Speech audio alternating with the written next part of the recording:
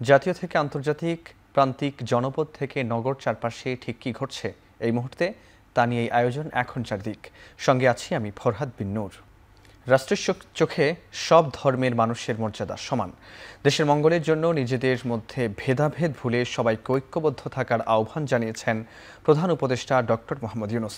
সকালে দুর্গাপূজার প্রস্তুতি উপলক্ষে ঢাকেশ্বরী মন্দির পরিদর্শন করে একথা বলেন তিনি। এবছর পূজার সময়ে দেশের বাইরে সফরে থাকবেন প্রধান উপদেষ্টা। এ কারণে আগেভাগে সনাতন ধর্মাবলম্বীদের সঙ্গে দেখা করার কথা উল্লেখ করেন তিনি।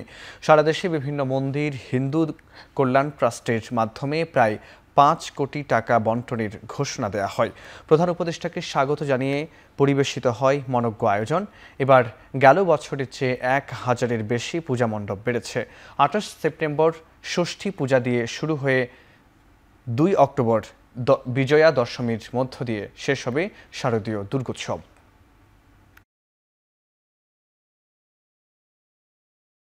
যত ধর্মীয় পার্থক্য থাকুক, মতের পার্থক্য থাকুক, যত রকমের পার্থক্যই থাকুক,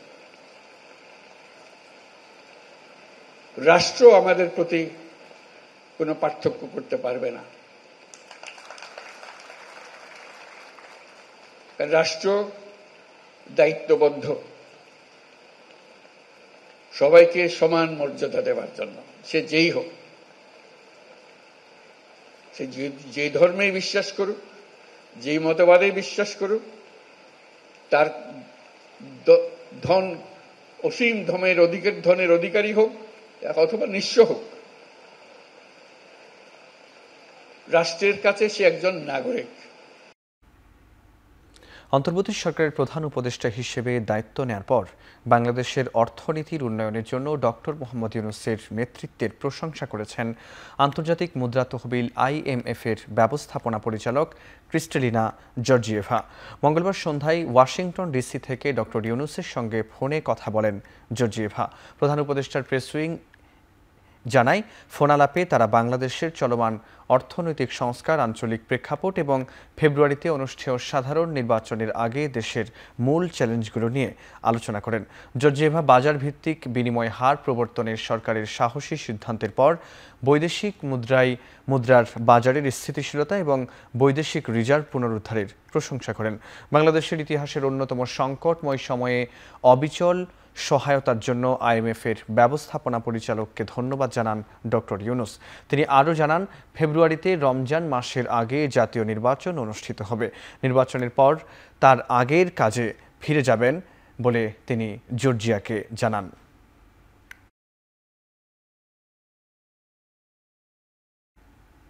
রাজপথে নামার সঠিক পদ্ধতি নয়, রাজনৈতিক হীন উদ্দেশ্যে PR-এর মতো ব্যবস্থার দিকে গেলে জাতীয় জীবনে ভয়ঙ্কর পরিস্থিতি আসবে। সমসাময়িক ইস্যুতে গণমাধ্যমে একথা বলেন দলটির স্থায়ী কমিটির সদস্য সালাউদ্দিন আহমেদ। তিনি বলেন, বিএনপি কাউকে প্রতিপক্ষ মনে করে না। নির্বাচনকে বাধাগ্রস্ত করার যে কোনো কৌশল জনগণ প্রতিহত করবে। বাংলাদেশে যদি রাজনৈতিক স্থিতিশীলতা প্রতিষ্ঠিত না হয়, গণতান্ত্রিকভাবে নির্বাচিত রাজনৈতিক সরকার প্রতিষ্ঠিত না হয়, তাহলে দেশে একটা সাংবিধানিক শূন্যতা বিরাজ করতে পারে।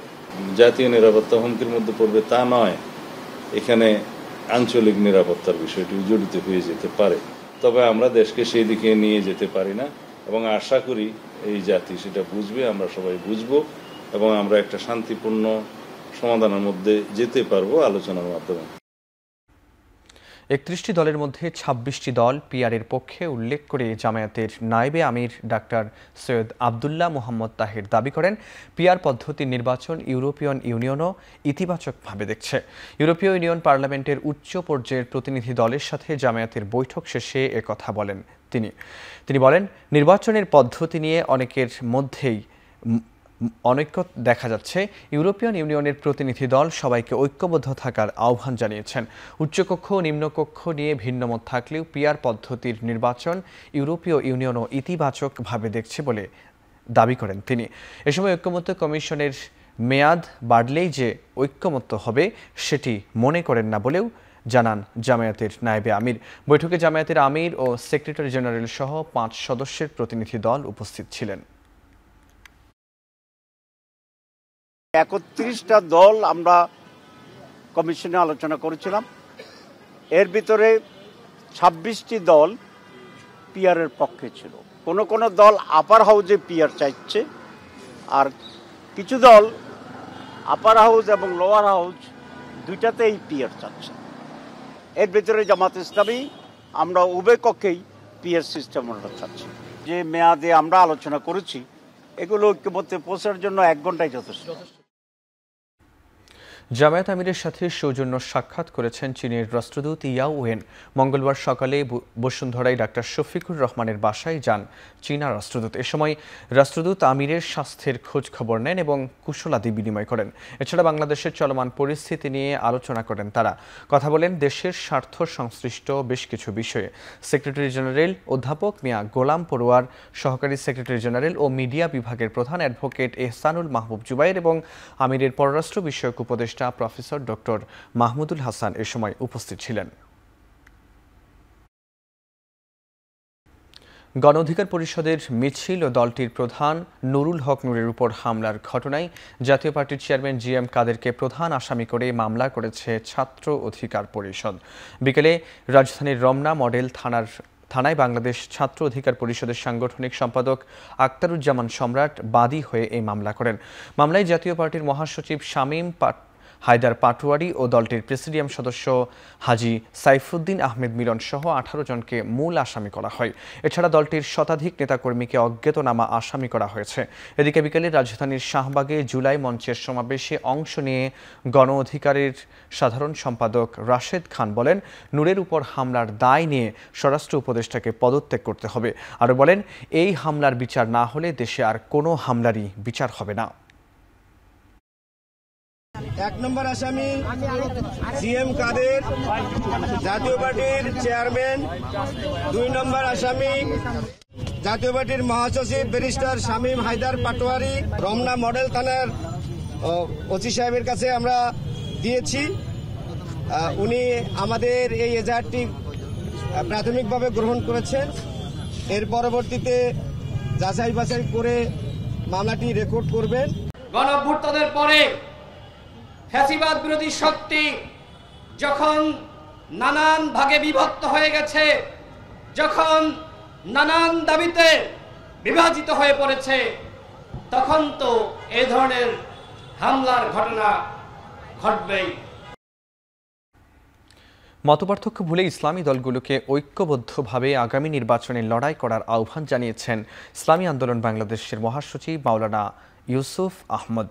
দুপুরে কাকরাইলের ডিপ্লোমা ইঞ্জিনিয়ার্স ইনস্টিটিউশনে প্রাথমিক বিদ্যালয়ে বাধ্যতামূলক ধর্মীয় শিক্ষক নিয়োগের দাবিতে আয়োজিত জাতীয় সেমিনারে একথা বলেন তিনি। এ সময় দলের আমির মুফতি সৈয়দ মোহাম্মদ রেজাউল করিম বলেন, বাংলাদেশের মানুষ ইসলামের পক্ষে মানসিকভাবে প্রস্তুত। প্রাথমিক বিদ্যালয়ে গানের শিক্ষক নিয়োগের সিদ্ধান্ত বাতিল করে ধর্মীয় শিক্ষক নিয়োগ বাধ্যতামূলক করতে হবে। এ দাবিতে শুক্রবার জুমা বাইতুল মোকাররমের উত্তর গেটে বিক্ষোভ মিছিল অনুষ্ঠিত হয়।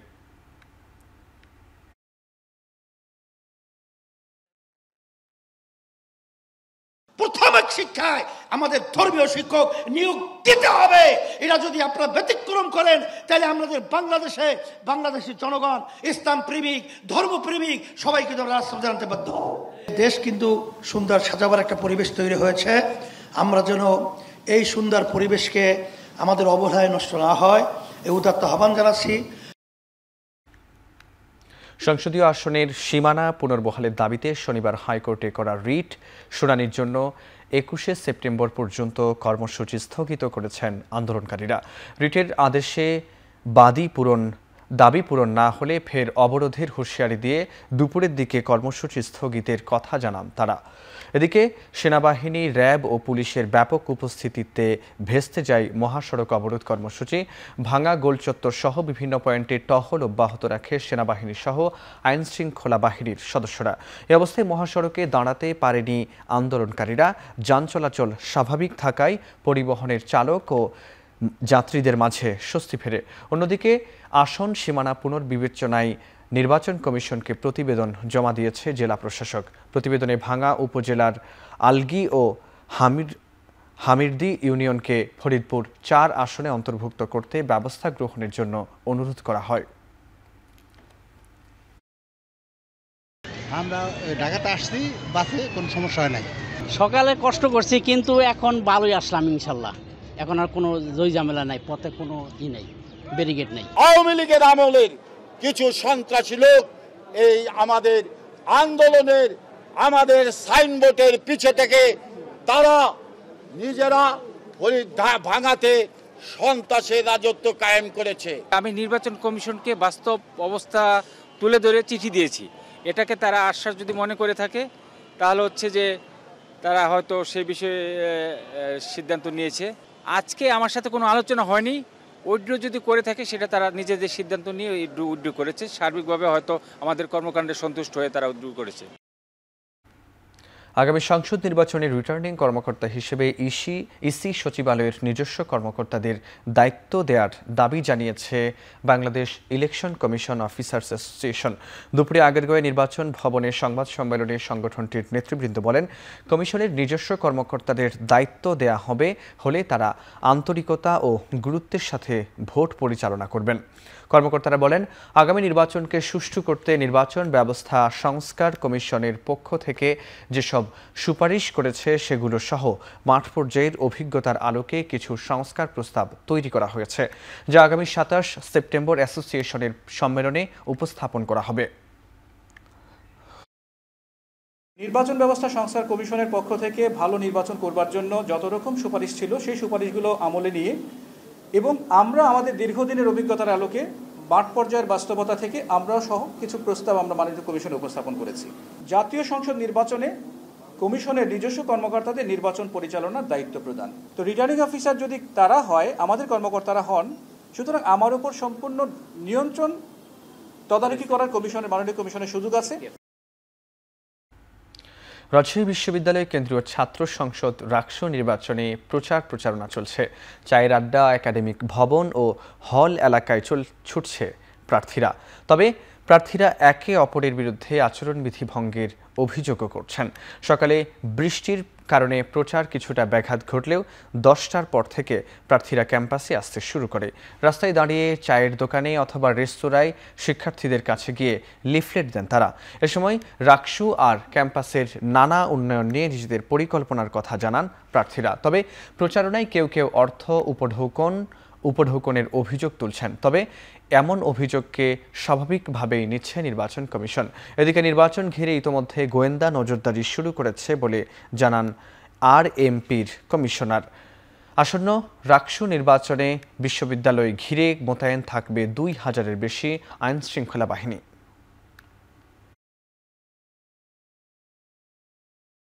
সকাল থেকে একদম পুরা দমে আমাদের প্রচারণা কার্যক্রম শুরু করেছি।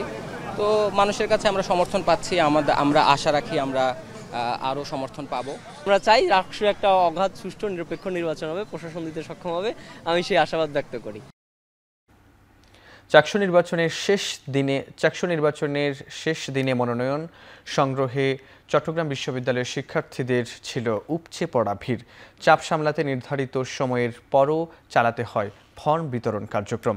দুপুরের পর নির্বাচন কমিশন কার্যালয়ে জায়গা না থাকায় অনেকেই অপেক্ষা করেন বাইরে। চাপ সামাল দিতে বাড়তি জনবল নিয়োগ করে কমিশন। বাতিল হয় মধ্যাহ্ন ভোজের বিরতিও। এদিন বহু স্বতন্ত্র শিক্ষার্থীও প্যানেল গঠন করে মনোনয়ন নেন। জমা দেয়া হয় সংসদের আবেদন। বিচ্ছিন্নভাবে ফর্ম সংগ্রহ করে ছাত্রদলও পূর্ণাঙ্গ প্যানেল দেওয়ার ঘোষণা দিয়েছে সংগঠনটি। মনোনয়ন সংগ্রহ করেছে ইসলামী ছাত্র শিবির সমর্থিত প্রার্থীরাও। অন্তর্ভুক্তিমূলক প্যানেল ঘোষণা করার ইঙ্গিত দিয়েছে তারা। অন্যদিকে কোনো প্যানেল দেয়নি গণতান্ত্রিক ছাত্র সংসদ বাগছাস। এদিকে বাগছাস থেকে বহিষ্কৃত নেতারা আলাদাভাবে পূর্ণাঙ্গ প্যানেলে অংশ নিচ্ছেন।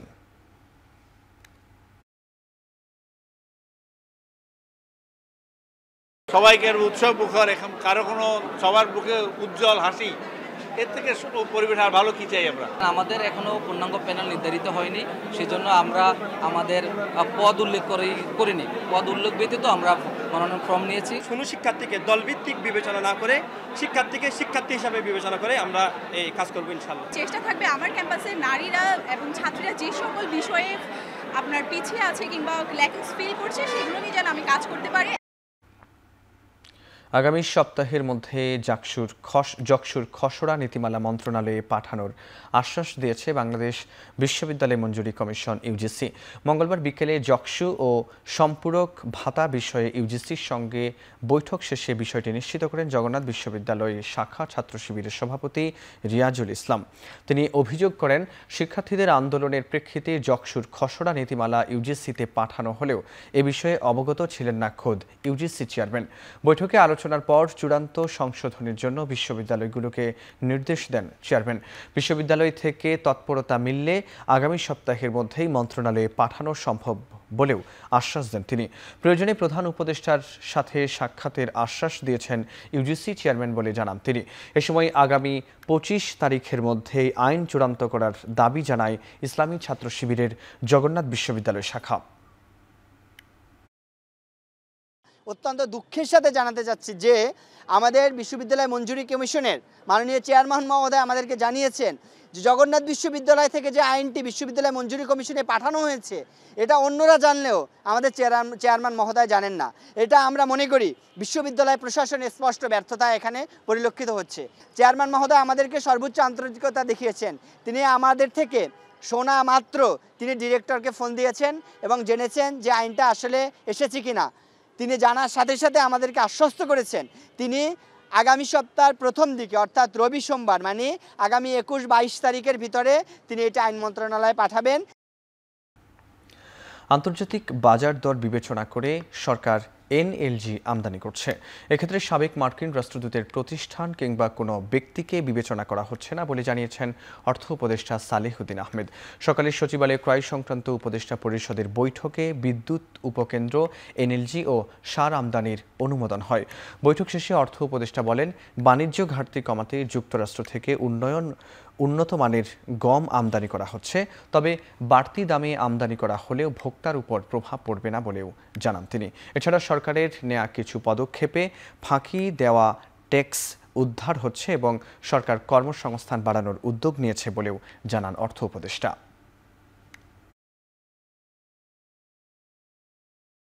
ঘাটতিটা কমানোর জন্য কী কী আমদানি করতে পারে সেটা মোটামুটি কিন্তু আমরা একটু কমফোর্টেবল পজিশন। আমাদের ঘাটতি তো খুব 7.8 বিলিয়নের মতো ছিল।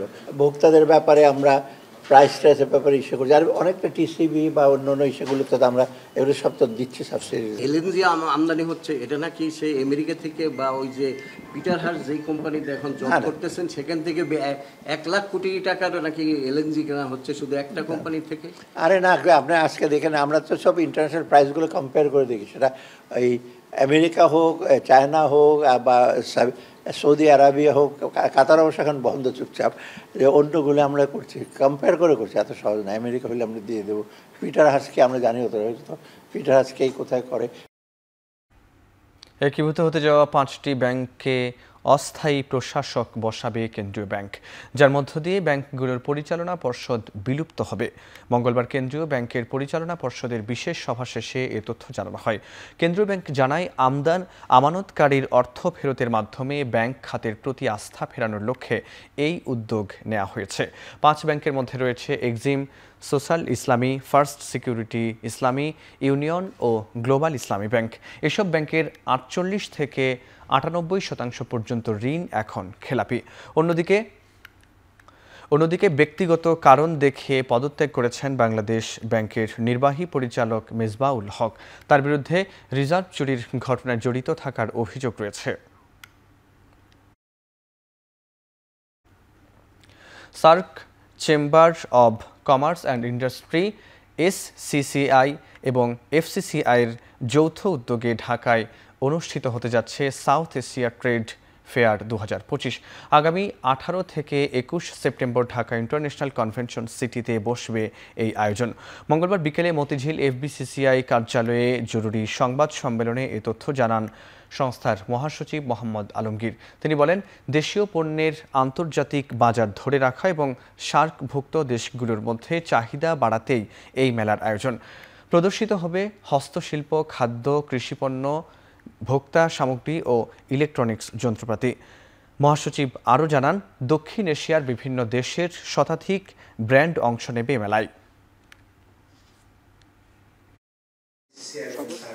জনসাধারণকে এই মেলায় অংশগ্রহণ করার জন্য অনুরোধ জানাচ্ছি। বিশেষ করে যারা এন্টারপ্রেনার আছেন, যারা ক্ষুদ্র এবং মাঝারি ব্যবসায়ী আছেন এবং যারা ব্যবসা করতে আগ্রহী এবং উদ্যোগী এবং নেটওয়ার্কিং করতে আগ্রহী, তাদের সবাইকে এখানে আসার জন্য আমরা অনুরোধ জানাচ্ছি। মূল উদ্দেশ্য হচ্ছে এশিয়ার ব্যবসায়ীদের মধ্যে পারস্পরিক আস্থা ও সম্পর্কের আরও দৃঢ়করণ। দ্বিতীয়টা হচ্ছে যে বাজার সম্পর্কিত নতুন জ্ঞান এবং তথ্য পাওয়া যাবে, তা ক্ষুদ্র মাঝারি উদ্যোক্তাদের মাঝে ছড়িয়ে দেওয়া।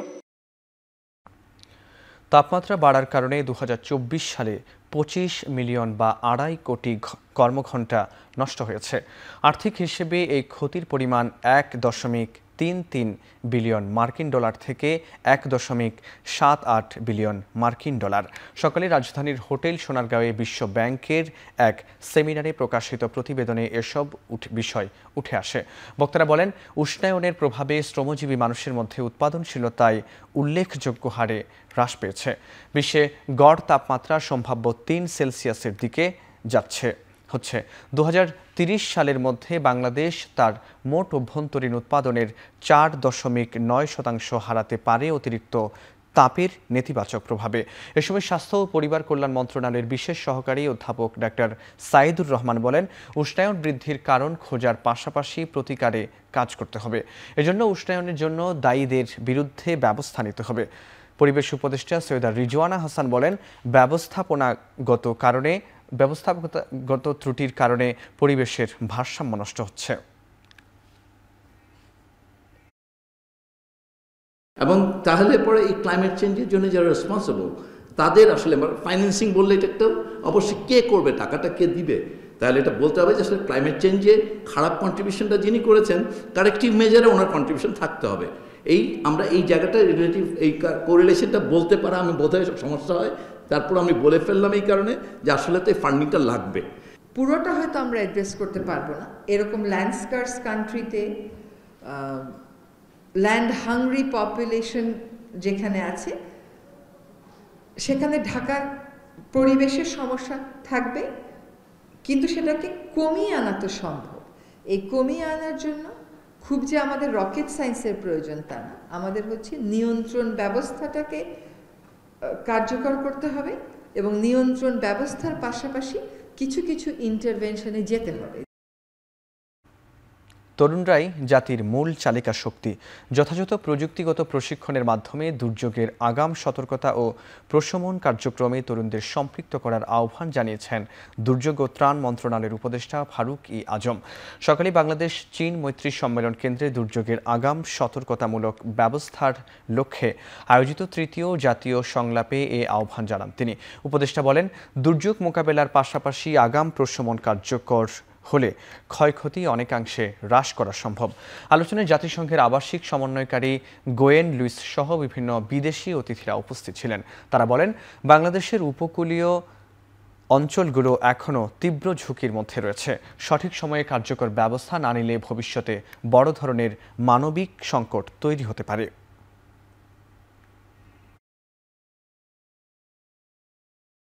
অ্যান্টিসিপেটরি অ্যাকশন কেবল পূর্বাভাস নয়, বরং পূর্বাভাসের উপরে ভিত্তি করে পদক্ষেপ নেওয়া, সংকট আসার আগে কাজ করা, পরে নয়।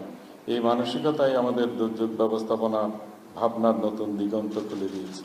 আমাদের সমাধানগুলো হতে হবে বাস্তব ভিত্তিক, মানুষ কেন্দ্রিক, কমিউনিটি ভিত্তিক, স্থানীয় নেতৃত্বাধীন। একমাত্র এভাবেই আমরা ক্ষতি কমাতে, জীবন বাঁচাতে আর দুর্বল জনগোষ্ঠীর জীবন জীবিকা রক্ষা করতে পারব। হাসপাতালে জনবলের ঘাটতি মেটাতে বিসিএস ডাক্তার নিয়োগ দেওয়া হচ্ছে বলে জানিয়েছেন স্থানীয় সরকার উপদেষ্টা আসিফ মাহমুদ সজীব ভুইয়া। তিনি বলেন, প্রান্তিক হাসপাতালে ডাক্তার যেতে যেন উদ্বুদ্ধ হন সেজন্য কাজ করা হচ্ছে। নবনির্মিত 3টি নগর মাতৃসদন কেন্দ্র এবং 8টি নগর স্বাস্থ্যকেন্দ্র ভবনের ভার্চুয়াল উদ্বোধন অনুষ্ঠানে একথা বলেন তিনি।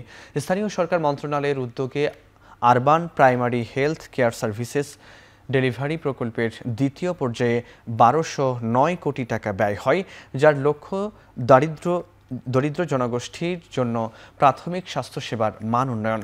উদ্বোধনী অনুষ্ঠানে স্থানীয় সরকার উপদেষ্টা বলেন, দুরারোগ্য রোগগুলোর চিকিৎসা যেন দেশেই পেতে পারে সে উদ্যোগ নেওয়া হচ্ছে। আগে চিকিৎসার ক্ষেত্রে বাংলাদেশের জনগণ একটি দেশের উপর বেশি নির্ভরশীল ছিল। ইতোমধ্যে চীনের সহায়তার কয়েকটি হাসপাতাল করার প্রতিশ্রুতি এসেছে। এ কাজগুলো হয়ে গেলে স্বাস্থ্য খাতে যথেষ্ট আত্মনির্ভরশীল হওয়া যাবে। সরকারের উচ্চ পর্যায় থেকেও স্বাস্থ্য মন্ত্রণালয়ের জনবল বৃদ্ধি, ডাক্তার বৃদ্ধির জন্য ইতিমধ্যেই সিদ্ধান্ত গ্রহণ করা হয়েছে এবং দৃশ্যমান পদক্ষেপ আপনারা দেখতে পাবেন। চিকিৎসার বিষয়ে যেটা আমি যতদূর জানি, নূরজাহান আপার তিনি ক্যান্সার আক্রান্ত এবং ওনার যেই চিকিৎসাটা এটা আজকে সিঙ্গাপুরে হচ্ছে এমন না, এটা অনেক দিন আগে থেকেই উনি সিঙ্গাপুরে নিয়ে আসছেন। তো কন্টিনিউয়েশনটা তো আপনি যদি ক্যান্সার আক্রান্ত হন, আপনি উপদেষ্টা হওয়ার পরে আবার চিকিৎসার জায়গাটা হসপিটালটা চেঞ্জ করে আরেক জায়গায় করতে পারবেন না। তো আমার মনে হয় এটা একটা মানবিক বিষয়, এটা মানবিক জায়গা থেকেই দেখা উচিত। জুলাই আগস্ট হত্যাকাণ্ডের বিচারের অগ্রগতিতে সন্তুষ্ট এনসিপির আহ্বায়ক নাহিদ ইসলাম। তিনি বলেন, ভবিষ্যতেও বিচার যেন অব্যাহত থাকে এ বিষয়ে রাজনৈতিক দলগুলোকে অঙ্গীকার করতে হবে। শেখ হাসিনার মামলায় সবশেষ সাক্ষী হিসেবে জবানবন্দি দিতে ট্রাইব্যুনালে এসে একথা জানান তিনি। যদিও আজ তার সাক্ষ্য নেয়নি ট্রাইব্যুনাল। বিচারপতি গোলাম মর্তুজা মজুমদারের নেতৃত্বে ট্রাইব্যুনাল 1-এ এ মামলার সাক্ষী মাহমুদুর রহমানের জবানবন্দি শেষ হয়েছে। জবানবন্দিতে মাহমুদুর রহমান বলেন, ফ্যাসিস্ট আওয়ামী শাসনামলে বিচার হলে ভবিষ্যতে সরকারগুলো সতর্ক হবে। এদিন তাকে জেরা করতে রাষ্ট্র নিযুক্ত শেখ হাসিনার আইনজীবী মাহমুদুর রহমানকে মঙ্গলবারও জেরা করা হয়। নির্বাচনের পরেও যাতে এই বিচার প্রক্রিয়া কোনোভাবেই বাধাগ্রস্ত না হয়, সেটার জন্য এই ট্রাইব্যুনাল এবং অন্যান্য যেই বিচার প্রক্রিয়া রয়েছে সাধারণ কোর্টে, সেটা যাতে অব্যাহত থাকে সেই প্রতিশ্রুতি আমাদের এই সরকারের পক্ষ থেকে, সেই একটা রোডম্যাপের দাবি আমরা জানিয়েছি। এই মামলার যদি রায় হয়ে যায়, তারপরে আসলে আর কোনো অপশন থাকবে না, তাকে ফিরিয়ে এনে শাস্তি প্রদান করাই এই সরকার এবং যে কোনো সরকারের জন্য এটা একটা নৈতিক এবং আইনি দায়িত্ব থাকবে। মানসিকতার দিক দিয়ে হিটলারকে হাসিনা ছাড়িয়ে গেছিলেন। কাজে আমিও বলতে চাই বাংলাদেশে যে নেভার এগেইন, বাংলাদেশে আর কখনো যেন কেবল শেখ হাসিনা এবং আওয়ামী লীগের ফ্যাসিবাদ না, আর কোনো ফ্যাসিস্ট শাসক যেন বাংলাদেশে আর কখনো না আসে। এই বিচারের মাধ্যমে বাংলাদেশের আমরা জাতি হিসেবে আমরা বলতে চাই নেভার এগেইন। প্রতিপক্ষ হিসেবে তারা যে অপরাধ সংগঠন করেছে, এই আকাঙ্ক্ষা থেকে জনগণের আকাঙ্ক্ষা এই স্বৈর শাসন যেন এদেশে ভিন্ন কোনো ফর্মে ফেরত না আসে, এই বলে এবং শাস্তি দাবি করে উনি তার বক্তব্য শেষ করেছেন। প্রাক্তন স্ত্রীর পরিকল্পনায় কুমিল্লার লালমাইয়ে দুলাল হোসেনকে হত্যার পরে রেললাইনের পাশে ফেলে রাখা হয়। এ ঘটনায় 7 জনকে গ্রেপ্তারের পর খুনের রহস্য উদ্ঘাটন করে র্যাব। সকালে সংবাদ সম্মেলনে র্যাব জানায়, কুমিল্লার রেললাইনে পাশ থেকে ক্ষতবিক্ষত অবস্থায় এক যুবকের মরদেহ উদ্ধারের পরই পুলিশের পাশাপাশি র্যাব তদন্ত শুরু করে। এ নিয়ে গোয়েন্দা নজরদারি বাড়ায় র্যাব 11। পরে সুনির্দিষ্ট তথ্যের ভিত্তিতে বিভিন্ন জায়গায় অভিযোগ চালিয়ে 7 জনকে গ্রেপ্তার করে তারা। র্যাব জানায়, দুলালের প্রাক্তন স্ত্রী ফাতেমা আক্তার সিনথিয়া তার বর্তমান সঙ্গীকে নিয়ে খুন করে। এ ঘটনায় মরদেহ গুম করার কাজে ব্যবহার করা একটি নোয়া গাড়ি জব্দ করেছে র্যাব।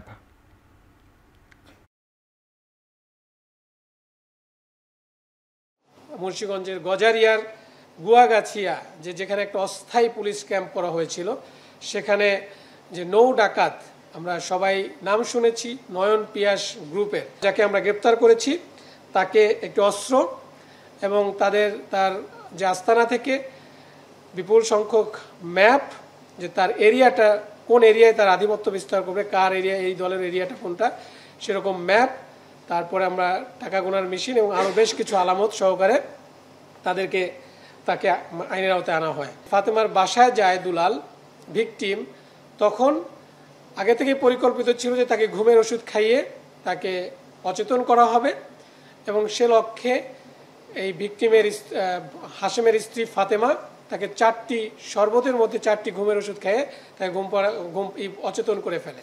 পরবর্তীতে হাশেম এবং তার বন্ধুরা ওই ঘরের মধ্যে প্রবেশ করে এবং তাকে শ্বাসরোধ করে হত্যা করে। তো এই হত্যার সাথে সংশ্লিষ্ট যে 7 জন ছিল, আমি অলরেডি তাদের কথা বলেছি এবং প্রত্যেককেই অ্যারেস্ট করা হয়েছে এবং তাদের বিরুদ্ধে আইনানুগ ব্যবস্থা প্রক্রিয়াধীন রয়েছে। চট্টগ্রামের মিরসরাইয়ে মাকে বাঁচাতে গিয়ে বাবার ছুরিকাঘাতে নিহত সাহেবের পিতা মোহাম্মদ নুরুজ্জামান ও তার দ্বিতীয় স্ত্রী আনোয়ারা বেগমকে গ্রেপ্তার করেছে র্যাব। সকালে সংবাদ সম্মেলনে এ তথ্য নিশ্চিত করা হয়। র্যাব জানায়, সোমবার বিকেলে নুরুজ্জামানের দ্বিতীয় স্ত্রীর বাড়ি সিলেটের দক্ষিণ সুরমা এলাকা থেকে তাদের গ্রেপ্তার করা হয়। এর আগে গত বুধবার থেকে পলাতক ছিলেন তারা। জিজ্ঞাসাবাদে তারা জানায়, পিতা নুরুজ্জামানের দ্বিতীয় বিয়েকে কেন্দ্র করে পারিবারিক বিরোধ চলছিল। এরপর দ্বিতীয় স্ত্রী আনোয়ারা বেগমকে নিজ বাড়িতে নিয়ে আসলে শুরু হয় বাকবিতণ্ডা।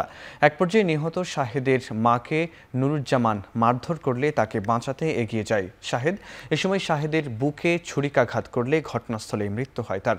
নিহত শাহেদ চট্টগ্রাম আন্তর্জাতিক ইসলামী বিশ্ববিদ্যালয়ের কম্পিউটার সায়েন্স বিভাগের ৩য় বর্ষের শিক্ষার্থী ছিলেন।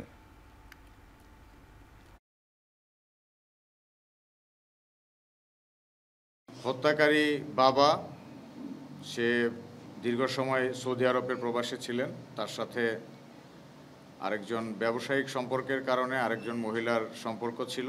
পরবর্তীতে বাংলাদেশে এসে সেই মহিলাকে তিনি বিয়ে করেন, যার কারণে পারিবারিক কলহটা আরও বৃদ্ধি পায়।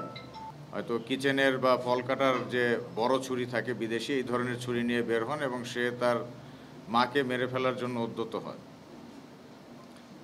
সেক্ষেত্রে তার ছেলে এবং মেয়েরা তাকে বাঁচানোর জন্য কাছে যায়। ছেলে যখন কাছে যায় তখন তার বাবা ছেলেকে বুকে ছুরি দিয়ে আঘাত করে। তো আঘাতের পর সে অন্যান্যদেরকেও মারার জন্য চেষ্টা করতে থাকে, যে কারণে এই ছেলেটাকে দ্রুত কেউ রেস্কিউ করতে পারেনি। বগুড়ায় কুয়েত প্রবাসীর স্ত্রী সন্তানকে কুপিয়ে হত্যা করেছে সন্ত্রাসীরা। এসবে বাড়িতে না থাকায় প্রাণে বেঁচে যায় কলেজ পড়ুয়া একমাত্র মেয়ে ইলা। গতরাতে শিবগঞ্জ উপজেলার সাদুল্লাপুর এলাকায় এই হত্যাকাণ্ড হয়। পুলিশ জানায়, রাতে খাবার খেয়ে ঘুমিয়ে পড়েন কুয়েত প্রবাসী ইদ্রিস আলীর স্ত্রী রানী বেগম ও তার ছেলে এইচএসসি প্রথম বর্ষের শিক্ষার্থী ইমরান। মধ্যরাতে কোনো এক সময় তাদের কুপিয়ে হত্যা করা হয় বলে জানিয়েছেন প্রতিবেশীরা। সকালে খবর পেয়ে ঘটনাস্থলে পৌঁছে মরদেহ উদ্ধার ও তাদের হত্যার কারণ অনুসন্ধানের চেষ্টা করে পুলিশ। এদিকে বাড়ির মালিক কুয়েত প্রবাসী হওয়ায় মূল্যবান সম্পদের লোভে দুর্বৃত্তরা এই হত্যাকাণ্ড ঘটাতে পারে বলে প্রাথমিকভাবে ধারণা করছে প্রবাসীরা।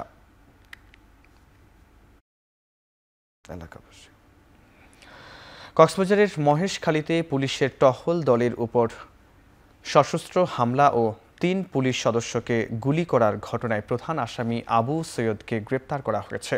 এ সময় ৩টি আগ্নেয়াস্ত্র ও ৩ রাউন্ড কার্তুজ উদ্ধার করা হয়। দুপুরে জেলা পুলিশ সুপার তার নিজ কার্যালয়ে সংবাদ সম্মেলনে এ তথ্য নিশ্চিত করে।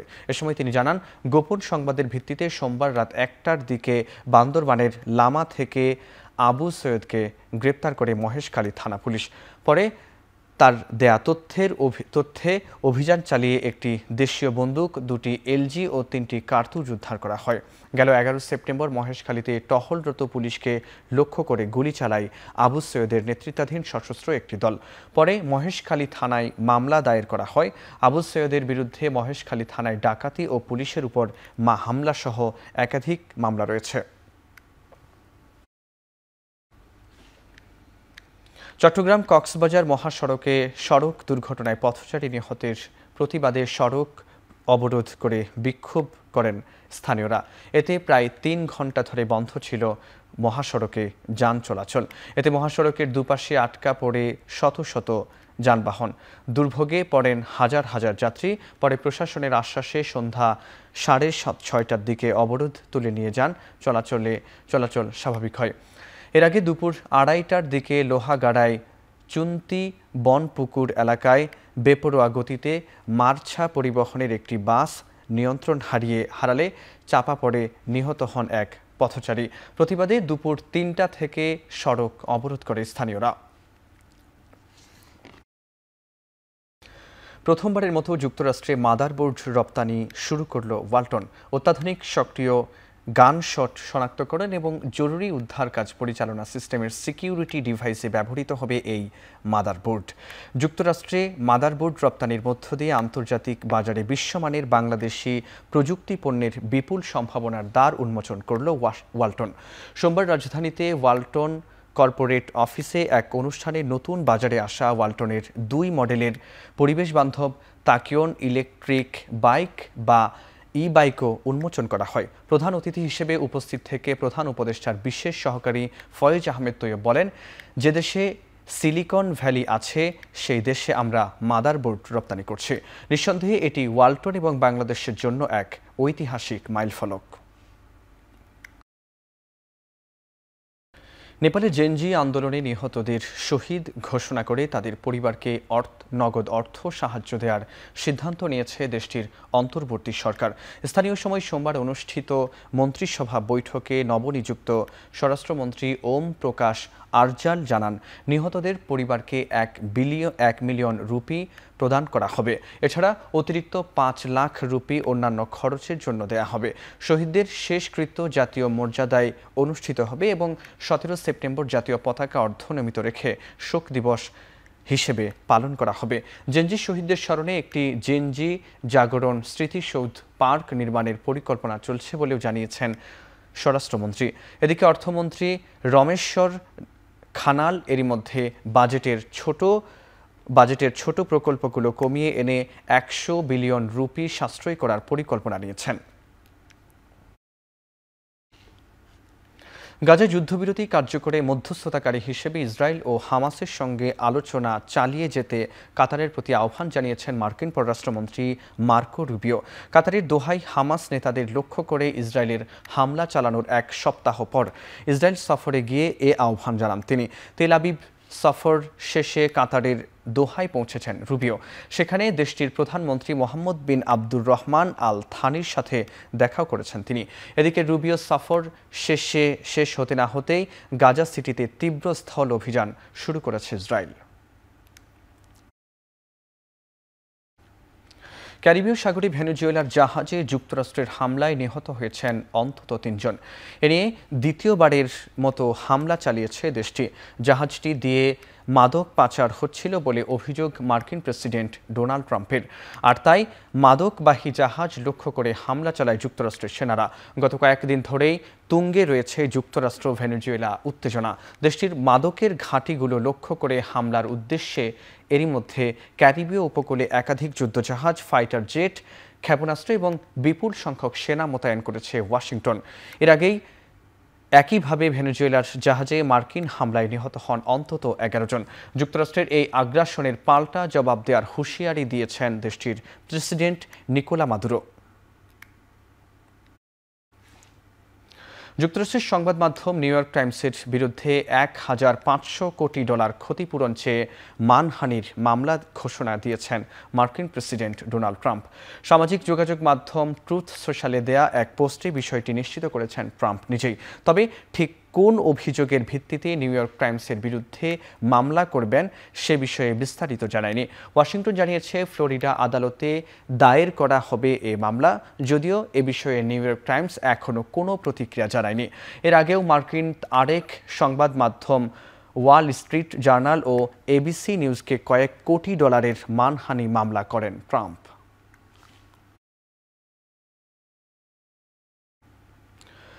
যুক্তরাষ্ট্রের চীনা সামাজিক যোগাযোগ মাধ্যম টিকটকের কার্যক্রম পরিচালনায় সমঝোতায় পৌঁছেছে ওয়াশিংটন ও বেজিং। সোমবার বিষয়টি নিশ্চিত করেন মার্কিন অর্থমন্ত্রী স্কট বেসেন্ট। তিনি জানান, স্পেনের মাদ্রিদে বাণিজ্য আলোচনার সময় টিকটকের মার্কিন কার্যক্রম বিষয়ক চুক্তির রূপরেখা তৈরি হয়। এই চুক্তির মধ্য দিয়ে টিকটকের মার্কিন অংশের মালিকানা বিক্রির পথ সুগম হবে বলে মত তার। আসছে শুক্রবার মার্কিন প্রেসিডেন্ট ডোনাল্ড ট্রাম্প ও চীনের প্রেসিডেন্ট শি জিনপিং এ চুক্তির বিষয়ে চূড়ান্ত সিদ্ধান্ত নেবেন বলে জানায় হোয়াইট হাউস। দুদেশের এ সিদ্ধান্তকে স্বাগত জানিয়েছেন চীনের বাসিন্দারা। এবার খেলার খবর। 64 জেলার অংশগ্রহণে চলছে জাতীয় চ্যাম্পিয়নশিপ। হোম ও অ্যাওয়ে ভিত্তিতে এরই মাঝে শেষ হয়েছে প্রথম রাউন্ডের খেলা। টুর্নামেন্ট থেকে বাছাই করা হবে সেরা ফুটবলারদের বলে জানিয়েছেন জাতীয় চ্যাম্পিয়নশিপের লিগ কমিটির সদস্য সাখাওয়াত হোসেন শাহিন। কিছু বিচ্ছিন্ন ঘটনার বাইরে আসরটি সুন্দরভাবেই আগাচ্ছে বলে জানিয়েছেন তিনি। আগামী 24 নভেম্বর টুর্নামেন্টের ফাইনাল ম্যাচ অনুষ্ঠিত হবে ঢাকা স্টেডিয়ামে। যেহেতু আমরা একটা রিপোর্ট দিচ্ছি অলরেডি, যেহেতু ম্যাচ একটাই গেছে, আপনারা জানেন একটা ম্যাচে অনেক প্লেয়ার যাচাই করা যায় না। ম্যাচ কমিশনার বাফুকে রিপোর্ট করতে হবে ডেলি ওটা, এবং যেন এটা 2 দিনের ভিতরে যত রিপোর্ট আসে সব যেন কার্যকর হয় এই জন্য উনি নির্দেশনা দিয়েছে। তারপরেও আজকে উনি আবার বসবে ওদের সাথে, আশা করি এটা একটা ভালো পানিশমেন্ট হবে। এশিয়ান কাপ বাছাইয়ে প্রত্যাশা পূরণ করতে পারেনি অনূর্ধ্ব 23 জাতীয় ফুটবল দল। আসছে সাফ ও এশিয়ান গেমসে ভালো করার লক্ষ্যে বয়সভিত্তিক দলটিকে নিয়ে আগেভাগেই কাজ শুরু করতে বাফুফেকে প্রস্তাব দিয়েছে সংশ্লিষ্ট কর্তৃপক্ষ। পাশাপাশি কোচিং স্টাফ কারা থাকবেন আগেই তাদের নির্ধারণ করার কথা বলেছেন টিম ম্যানেজার শাহিন হাসান। 23-তে বাংলাদেশের ইতিহাসে এত বড় একটা লং টাইম ক্যাম্প বা বাহরাইনে ক্যাম্প হয় নাই, এবং ওনার কথা ছিল এখানে যে আমি কি পেলাম এখান থেকে, যে ন্যাশনাল টিমের জন্য কি রেডি হলো। ওনার কথাটা যুক্তিযুক্ত যে এতই ভালো এখান থেকে প্রোডাকশন রেডি হইতো, আমি এই ম্যাচগুলো এত খারাপ খেলতাম না। ফেসবুকে হাইপ উঠছে, এরকম প্লেয়ার আমি আনবো না। আমি আনবো, যদিও আনি সে আসবে, সে পরীক্ষা দিতে হবে। বিভিন্ন প্রেসিডেন্ট সাহেব বলছে কীভাবে আমাদের ফ্রেন্ডশিপ ম্যাচ খেলা যায়, আমাদের ওই যে মিডিয়ামের সাইড ব্যাগে বলছে কোথায় কোথায় ফ্রেন্ডশিপ ম্যাচ খেলা যায়, কী করা যায় এখন থেকে রেডি করার জন্য। আনার পর দেখার পরে তারপর যাই করবো। ডিসিপ্লিন ইস্যুতে একটা কথা খুব কড়াভাবেই বলছে, যদি কেউ কোনো ধরনের বেয়াদবি বা কোনো ধরনের কিছু করে বড় শাস্তি মানে আমাদেরকে নিয়ে নিতে বলছে, আর যদি আমরা নিতে না পারি ওনাকে রিপোর্ট দেওয়ার জন্য উনি দেওয়ার জন্য। এই জিনিসটা আমার কাছে ওনারে সেলেক্টফুল যে উনি এটা ডাইরেক্ট ছেড়ে দিয়েছে। এই ব্যাপারে উনি খুব এটা একটু রাগান্বিতভাবে বলছে, যে ওয়ার্নিং দিছে, ডিসিপ্লিন ইস্যুতে কোনো ছাড় নাই, সে যেই হোক। এশিয়া কাপ থেকে ম্যাচ রেফারি অ্যান্ডি পাইক্রফটকে সরিয়ে দিতে পাকিস্তানের দাবি নাকচ করেছে আইসিসি। পাকিস্তানের বিপক্ষে ম্যাচের পর ভারতের ক্রিকেটাররা হ্যান্ডশেক না করায় কদিন থেকেই উত্তপ্ত ক্রিকেট পাড়া। ভারতের এমন আচরণের ব্যবস্থা না নেওয়ায় আইসিসির কাছে ম্যাচ রেফারি অ্যান্ডি পাইক্রফটকে নিয়ে অভিযোগ জানায় পিসিবি। এতে বলা হয়, পাইক্রফটের পদক্ষেপ না নেওয়া সুস্পষ্টভাবেই আইসিসি এবং এমসিসির নিয়মের বিরুদ্ধে। আর সে সুবাদেই ম্যাচ রেফারি পাইক্রফটের অপসারণ চেয়েছিল পাকিস্তান ক্রিকেট, কিন্তু অভিযোগ করার 24 ঘন্টা পেরোবার আগেই পাকিস্তানের দাবি ফিরিয়ে দিয়েছে আইসিসি।